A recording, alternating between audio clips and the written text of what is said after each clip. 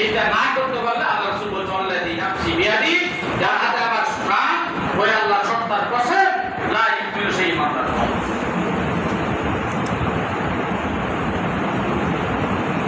সুতরাং আসুন আমরা একটু প্রতিবেশী ব্যাপার ভাবি।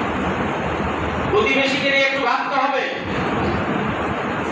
পড়াশোনা একটু করবেন। আমার মনে হয় গুগলে সার্চ দিয়েও পাবেন যে প্রতিবেশী সম্পর্কে কোরআন এবং সুন্নাহ বা প্রতিবেশী হক সম্পর্কে কোরআন এবং সুন্নাহ আলোচনা। যা বললাম তার সাথে কয়েকটা বেশি পাবেন না। লাইসাল মুমিন আল্লাযী ইয়াশফাউ জারাহু ওয়া জা'য়ু ইলা জানবিহি। লাইসাল মুমিন ঈমানদার নয়, ওই ব্যক্তি ঈমানদার নয় আল্লাযী ইয়াশফাউ ওয়া জা'হু জা'য়ু ইলা জানবিহি, যে পেট পুড়ে উদর পূর্তি করে খায়, ধনী ভোজ করে, আর তার প্রতিবেশী অবুদ্ধ অনাহারে করে অনাহারে থাকে, প্রতিবেশীর খাওয়ার খোঁজ খবর নেয় না। আল্লাহ রাসূল বলছেন লাইসাল মুমিন সেই ঈমানদার নয়। দেখো দেখি আপনাদের কি সার্টিফিকেট দিবেন? আপনি খাচ্ছেন, আপনার প্রতিবেশী না খেয়ে আছে, আপনি যে খবর রাখেননি। আল্লাহ রাসূল বলছেন লাইসাল মুমিন সেই ঈমানদার নয়। সুতরাং আপনি খালে প্রতিবেশীর খোঁজ খবর নিতে হবে। এই অগ্রাধিকার ভিত্তিতে প্রতিবেশীর খোঁজ খবর দেওয়া আমাদের জন্য অপরিহার্য কর্তব্য।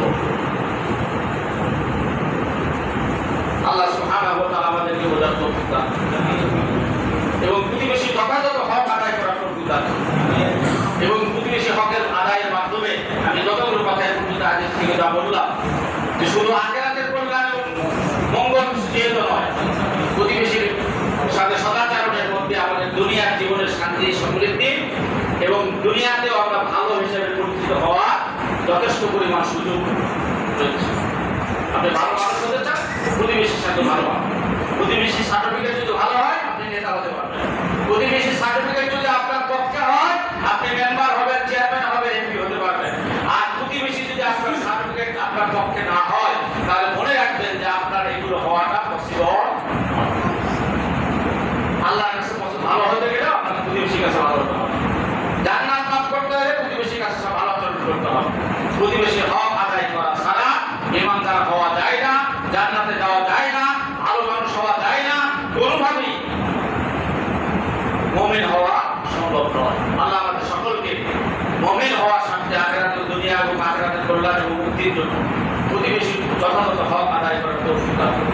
আমরা নিজেরা কোনো প্রতিবেশীকে কষ্ট দিব না, আমাদেরকে যদি কোনো প্রতিবেশী কষ্ট দেয় তাদেরকে আমরা বুঝাবো, আর কষ্ট দিলেও আমরা তাদের সাথে তাদেরকে কষ্ট দিব না, আমরা ভালো আচরণ করবো।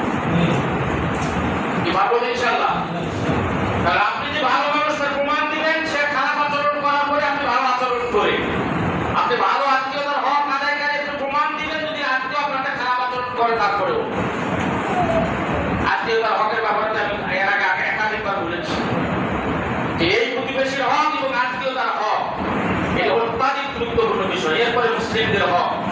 আগামী জুমা ইনশাআল্লাহ এই আত্মীয়তার হক সম্পর্কে কিছু কথা বলে মুসলমানদের হক সম্পর্কে কিছু কথা আলোচনা করবো ইনশাআল্লাহ। আল্লাহ আমাদেরকে বোঝার তৌফিক দান করুন।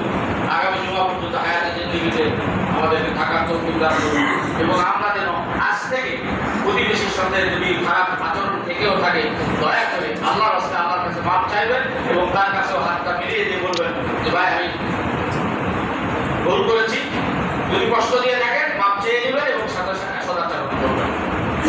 আর যদি প্রতিবেশী